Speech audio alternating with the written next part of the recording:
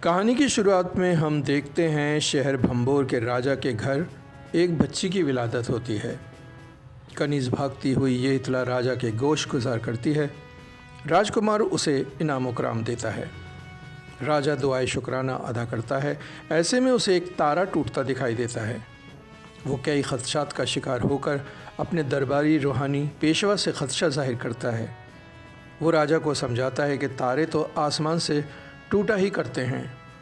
راجا شہزادی کے بارے میں جاننے کے لیے کئی نجومیوں کی مدد لیتا ہے، جس سے ظاہر ہوتا ہے کہ شہزادی کی پیدائش راجا اور اس کی حکومت کے لیے نہایت منحوس ہے۔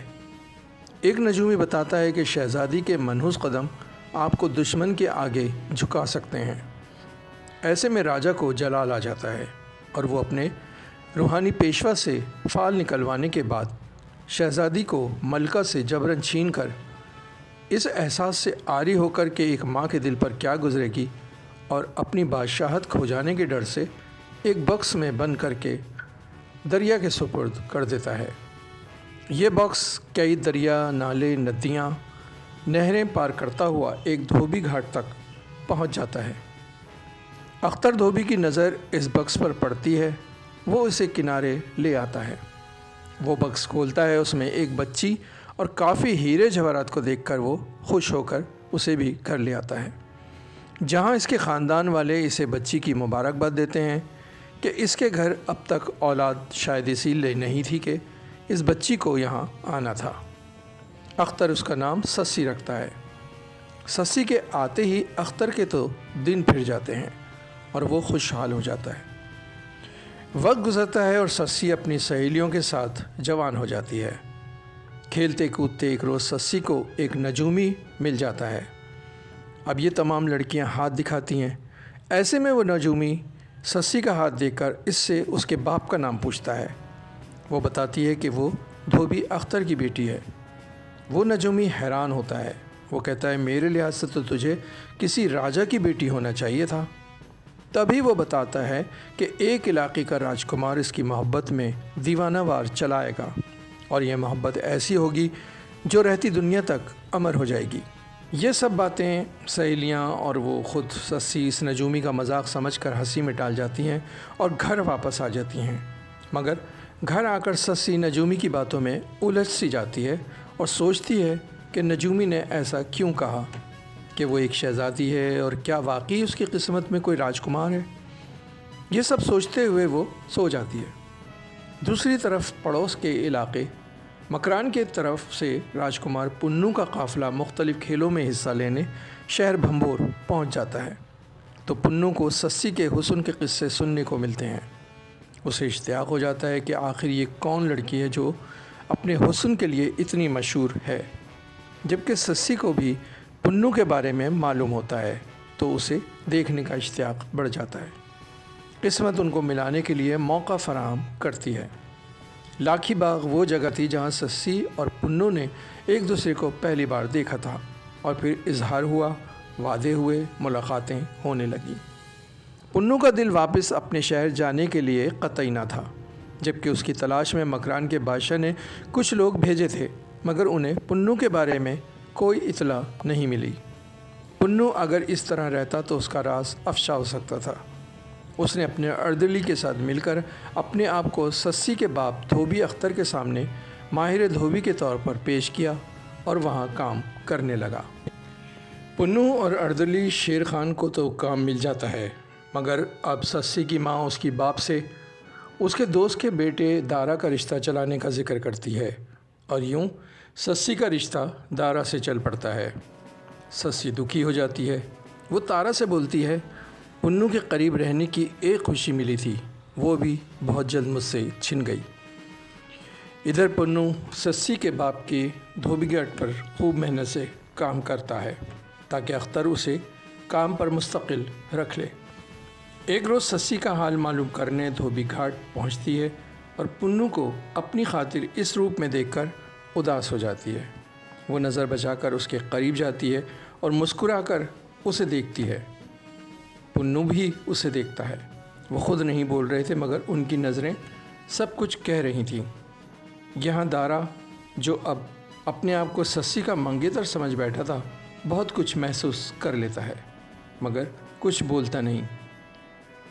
کہانی کتابوں میں پنو نے کتنا عرصہ وہاں کام کیا یہ تصدیق نہیں ہوتی، مگر وہاں کچھ عرصے کام کرتا رہا تھا جو شاید 1 سال پر محیط ہو سکتا ہے۔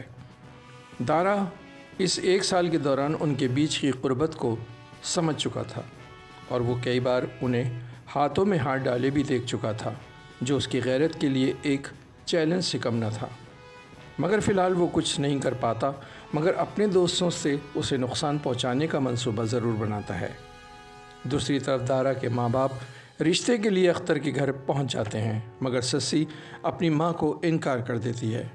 یہاں وہ خود تو اپنی پسند نہیں بتاتی، مگر ایسے میں اس کی سہیلی تارا ان کو بتاتی ہے کہ وہ پنو سے محبت کرتی ہے۔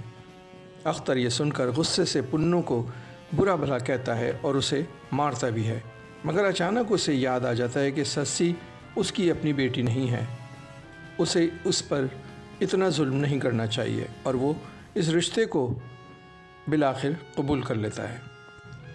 اختر تو اس رشتے کو قبول کر لیتا ہے، مگر اس کی ذات برادری کے لوگوں کو اس رشتے پر اعتراض ہوتا ہے، خاص طور پر دارا کا باپ موج دین اسے انا کا مسئلہ بنا کر پنچایت میں لے آتے ہیں۔ پنو جس کا کچھ اتا پتہ نہ تھا برادری والوں کے لیے ناقابل قبول ہوتا ہے، مگر پنو کے اٹل ہونے اور اختر کے سمجھانے پر بات اونٹوں کے مقابلے پر آ کر رکتی ہے، اور پنو کو ایک چیلنج دیا جاتا ہے کہ اگر وہ اونٹوں کی ریس میں جیت گیا تو اس شرط پر وہ سسی سے شادی کر سکتا ہے۔ پنو راضی ہو جاتا ہے اور ریس شروع کرائی جاتی ہے۔ یہاں دارا اور پنو کا سخت مقابلہ تھا کیونکہ دونوں ہی سسی کے امیدوار تھے۔ پنو ایک ماہر سوار تو تھا ہی، وہ بآسانی یہ ریس جیت جاتا ہے۔ پنو کو سسی سے منسوب کر دیا جاتا ہے، مگر اس سے پہلے کہ شادی ہوتی دارا راجا کے محل پہنچ کر دہائی دیتا ہے کہ بھمبور کی ایک لڑکی کی شادی مکران کے باشندے سے کیسے کرائی جا سکتی ہے، جو ایک بڑا مجرم اور ایک بڑا جرم ہے۔ راجا اختر کو دربار میں بلا بھیجتا ہے اور اس شادی کو منسوخ کرا دیتا ہے۔ سسی اس فیصلے کو رد کرتے ہوئے دربار میں بادشاہ کے روبرو پیش ہوتی ہے اور بادشاہ کے انصاف کو غلط قرار دیتی ہے۔ بادشاہ غصے میں اسے قید کر دیتا ہے۔ پنو کو معلوم ہوتا ہے تو وہ سسی کو چھڑانے محل میں داخل ہو کر اسے بھگا لے جاتا ہے، مگر عین وقت پر پکڑا جاتا ہے۔ سسی پنو کو قید میں ڈال دیا جاتا ہے۔ بادشاہ پنو کو تیروں سے چھنی کرنے کا حکم صادر کر دیتا ہے۔ وزیر راجا کو مشورہ دیتا ہے کہ اب جب کہ پنو بھی دنیا سے جا چکا ہے، سسی جیسی حسین لڑکی کو محل کی ملکہ ہونا چاہیے۔ راجا کے دل میں بھی یہ بات آ جاتی ہے، اور عین موقع پر اختر کی بیوی سسی کے پاس موجود ہیرے جواہرات راجا کی نظر کرتی ہے۔ راجا انہیں دیکھ کر محو حیرت رہ جاتا ہے، اور پھر سسی کی حقیقت اس پر عیاں ہو جاتی ہے کہ وہ جس سے شادی کرنا چلا تھا وہ اسی کی بیٹی ہے۔ وہ سسی کو بلا کر اس سے معافی مانگتا ہے اور بتاتا ہے کہ ہم تمہارے ماں باپ ہیں۔ سسی بولتی ہے جنہوں نے میری خوشیاں چھین لیں وہ میرے ماں باپ کیسے ہو سکتے ہیں، اور ایسے میں ملکہ اسے بتاتی ہے کہ میں نے پنو کو مرنے نہیں دیا، وہ زندہ ہے، اور وہیں پنو داخل ہوتا ہے۔ وہ ماں سے لپٹ جاتی ہے اور سسی پنو کی شادی نہایت دھوم دھام سے کرا دی جاتی ہے۔ نکاح کے فوری بعد مکران سے پنو کے بھائی چند سپاہیوں کے ساتھ پنو کو لینے پہنچ جاتے ہیں، اور سب پر یہ بات عیاں ہو جاتی ہے کہ پنو ایک شہزادہ ہے۔